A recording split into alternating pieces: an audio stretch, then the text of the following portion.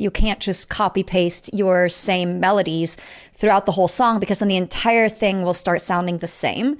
And then it's just going to sound like verse, verse, verse, verse, verse, verse. And there's no verse, chorus type of situation going on. And that having that song structure is very important. Somebody submit a song as well that they wrote to get some feedback too once. And she literally said, my song sounds the same from start to finish, but once I have a melody in my brain, I just cannot create something new. And it was literally the same melody through the whole thing. And that's where contrast comes in. So that technically goes against the rule of creating something catchy, but you have to have the contrast to have a catchy section.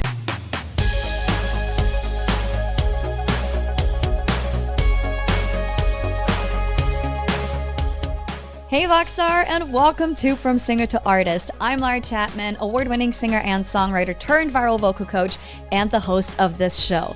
At VoxTape Studios, we help singers from all over the world level up their voices by teaching them the 3 fundamental skills all singers need: technique, awareness, and artistry. Whether you're looking to go pro or just develop your voice for fun, my team and I are here to help. Check the link in the description to book your first session or grab some of our other resources. Alrighty, are you ready? Let's get started. So you want to learn how to write melodies that are going to get stuck in people's heads, just like all these melodies that you keep humming every day and you're like, this is so catchy, why is this stuck in my head? Probably sometimes you're thinking, I wish this wasn't so catchy so it wasn't stuck in my head all the time. But learning how to write catchy melodies is important if you want to appeal to the masses, and not even the masses, but if you want to appeal to anyone. Having some catchy melodies is always a good thing. And so to talk about catchy melodies, we have Coach Juliana from our team here. Hello, hello, hello. Melody writing. Ooh, we already talked about a bunch of other stuff, but we haven't really dug deep into melodies on this podcast before, even though I firmly believe that melody is king.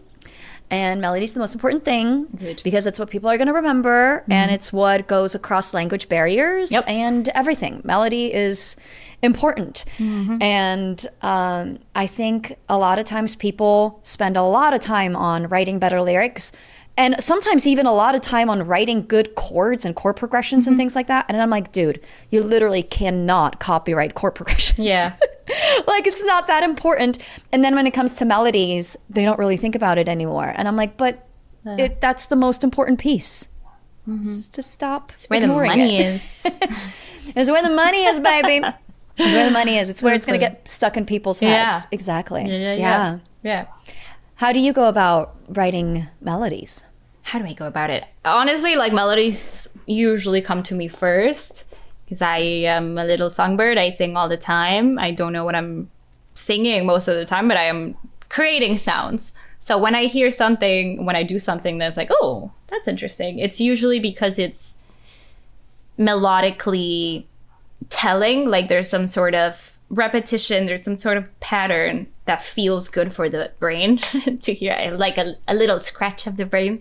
So usually I just sit with it and I repeat it, and then I'm like, okay, this is cool. Like, let's go with it. So that's where the melody begins. But we want to make sure that we're talking about pop writing here. So just let's focus on that. No, that would be a whole other thing. We want a lot of repetition because we want people to be able to repeat it. And, you know, whether the song is playing in your car or in your phone or whatever, or you're asleep and you're trying to sleep and you're like, that's the me espresso. Like, no, like, you know, like, get out of my head. It's in there. I'm sorry. It's in there. It was everywhere. Like, Sabrina's a queen of catchy. So if you're ever wanting to study a singer that does catchy, like, all of her songs are like TikTok sounds because it's so dang catchy. So just pay attention to what your brain likes and what it repeats. And usually it's just a lot of that simple repetition, like simple melodies that just you can sing over and over that will get ingrained in your mind. Yeah. Well, you're basically already answering my next question, which was going to be, what makes something catchy? Yeah. It's just being able to sing it, being able to replicate it. You know, anyone could replicate, like, the amount of times I've seen, like, TikTok videos of babies singing, you know, a famous song, and they're not saying words. They're just like la la la la la la, whatever. They're just like creating that same melody. It's because it's easy, because it's possible for anyone to sing it, right? It's not vocally incredible and challenging. No, it's simple. It's easy. It's accessible. Yes, it's accessible. I like that too. It's a nice different word for simple. It's accessible. It's accessible. And the repetition of it. And I do think that a lot of times, especially this is a very common issue with people that are more educated in music, like they do play an instrument or they do know music theory.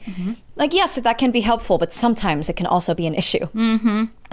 They make stuff too complicated because they know how simple it is, and they're like, no, this is too simple. Like, I want to make it more complicated. I want to make it, more interesting. Exactly.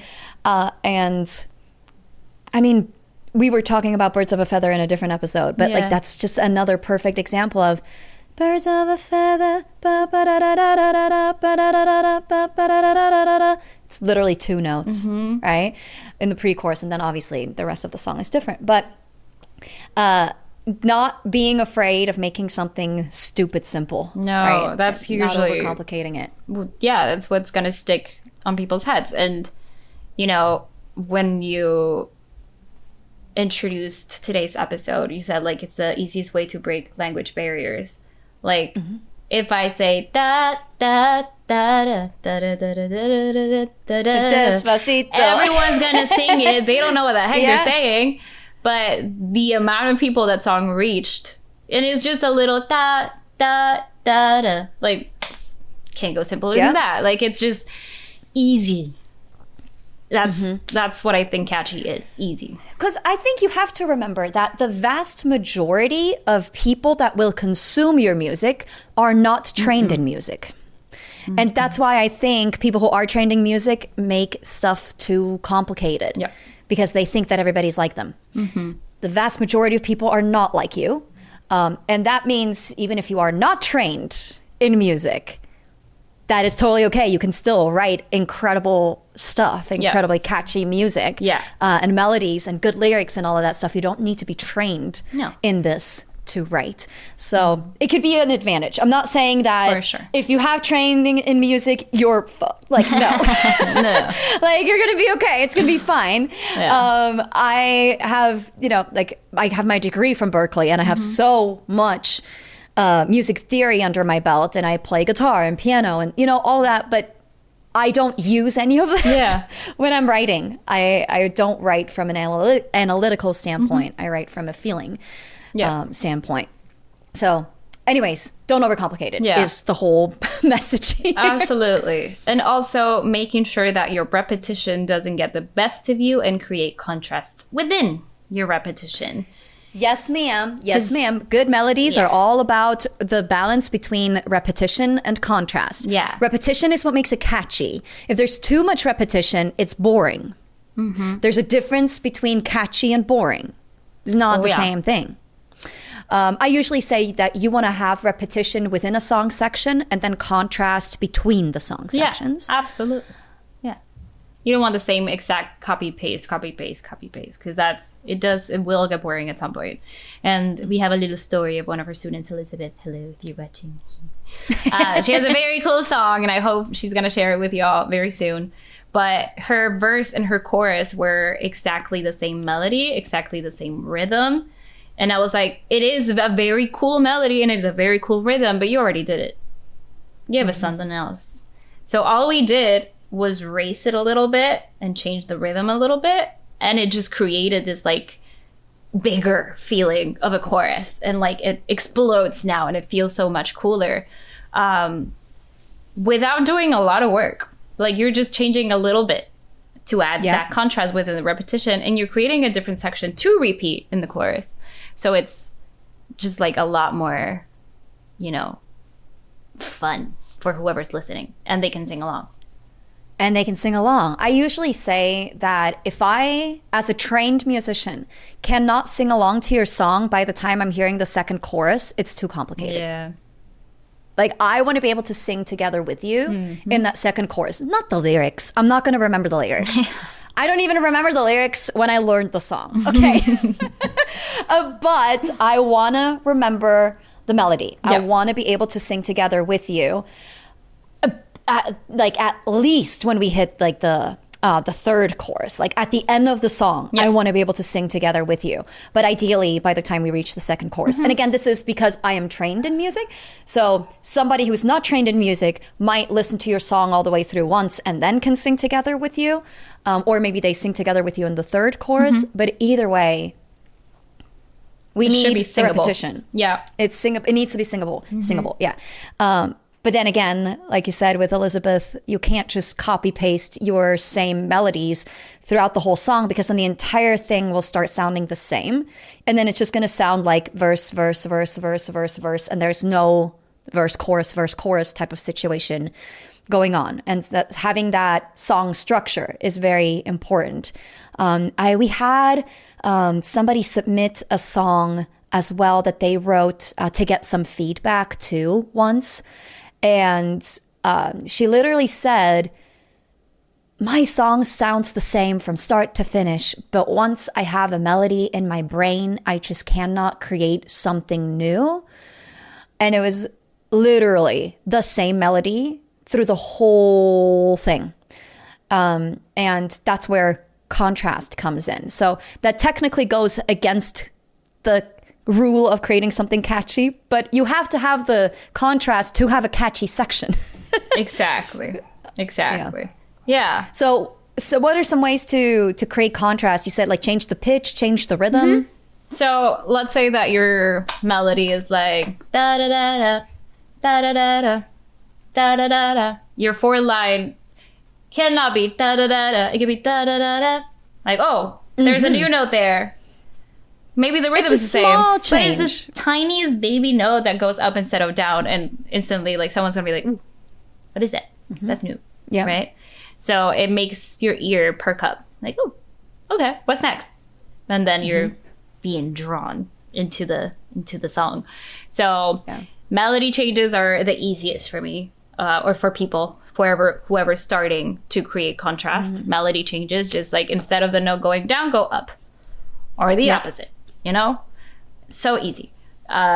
Rhythm changes. Maybe wait a little bit for your line to start and then you hit it, or you hold on to a note a little longer and then you come back. Right? Yeah. There's so many ways to play with that. I think that's like the easiest too, like melody changing and then rhythm changing.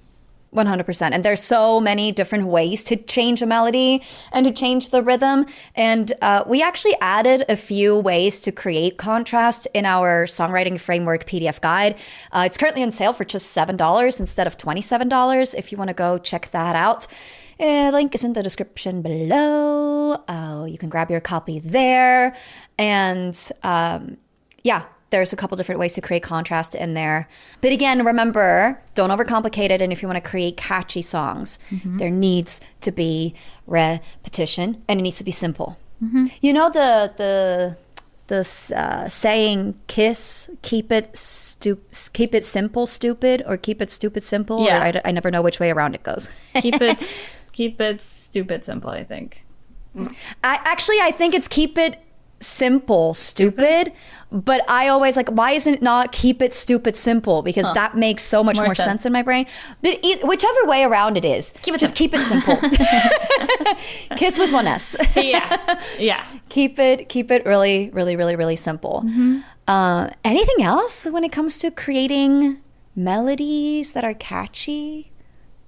No, I feel like you mentioned it, don't feel the need to go crazy with your melodies, to go like super smart. If you want a catchy melody, you're gonna have more success with being catchy if you keep it a little bit more on the not like cliche side, but go for the easy things, like go for them. And you know, you can always edit a song, you can always make it more fun, whatever, but feel feel the difference between being extra catchy, then you're probably going to like that more sometimes. It depends. Yeah. Yeah. Yeah, definitely. If you're a friend who knows nothing about music, likes it, and can sing it back to you, you're on the right track. It's a very good sign. Yeah. I love it. If you want to dig deeper into songwriting, you should totally join Juliana and I in our upcoming live class on October 14th. That's a Tuesday, called How to Write Songs You'll Actually Like. Whether it's the first song you're writing or just you want to upgrade your songwriting skills, come and join us there. It's live. And if you join us live, you actually have the chance of winning 2 prizes. One is getting some feedback on a song that you've written, and another one would be a one-on-one session with me. If you show up live, you can win either one of those 2 bonuses. We also have a VIP ticket version as well. If you just get the regular ticket, it's free. Come join us for free. If you get the VIP version, that PDF, that songwriting framework PDF that I mentioned, is included in that as a bonus. So if you're interested in that, I would recommend just going for the VIP ticket, because the VIP ticket also gives you access to the replay if you can't join us live, a VIP only Q&A session, the songwriting framework guide, the PDF, and the recording ready guide as well, all for just $17. So go check that out if you want to join us there. We'd love to have you answer your questions, talk about songwriting, and take some action too. Actually get started with writing, because at the end of the day, you can learn about it all you want. If you never actually do anything with it, well, you're still not writing a song, or you're still not writing a complete song. Mm-hmm. How many times have you seen people start a song and then they never finish it? Oh my God. So many, including myself. Oh, sure. It happens to the best of us. It happens to the best of us. I have made it my rule to always finish it. Even if I hate it, just finish it. Just finish it. Mm-hmm. Like, I've stopped doing that, which is great. But I used to do it all the time. Yeah. Yeah, same. But I always say you can't release unfinished songs. No. And also, it is easier to edit something than to come up with something. Yeah. So even if you don't like it, like you just said, even if you don't like it, just write it down or just record it and whatnot. Like, it doesn't mean you have to release it, but maybe, a couple weeks later, a couple months later, or the next day or whatever, you come back to it and you make some edits to it and you're like, okay, well, now it's actually not that bad. Yeah. Yep. So, yeah. I can't believe, I heard Billie Eilish say this once, but they, like her and Phineas, when they write songs, they just keep editing their songs until they're good enough to be on a record. They don't write songs for the sake of writing songs. Mm-hmm. Every song they write ends up on the record. I'm Wild. Like, wow, I don't know anyone else who does that. Yeah. I mean, they're so specific, which is awesome because it works for them. Mm-hmm. I don't think that applies to every songwriter ever. Mm-mm. But it is very cool. Yeah, and also they've been doing it for a really long time. Yeah. Like, at this point, they know what they're doing. If you're new to songwriting, I don't recommend doing that. No, drive yourself crazy. No. Yes. But anyways, come and join us in the class. We'd love to see you there. Otherwise, that's it for today. Yeah. Thank you, Juliana, for joining. I appreciate you as always. Yes. We'll see you all in the next episode. Bye.